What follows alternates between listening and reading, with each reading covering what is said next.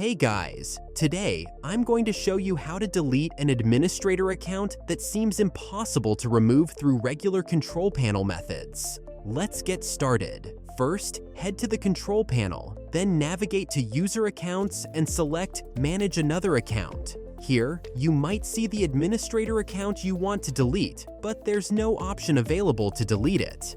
To solve this, open Command Prompt as an administrator. Type NetUser, account name, /active:"no".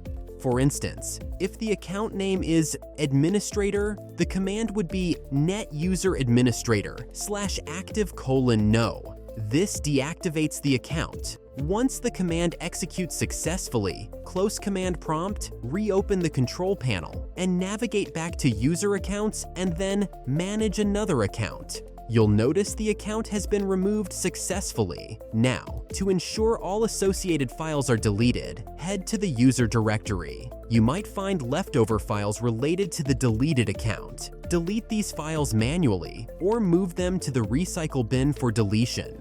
By removing both the account and its associated files, you've successfully cleared it from your system. Thanks for watching. If you found this helpful, consider subscribing for more useful tutorials. Bye for now.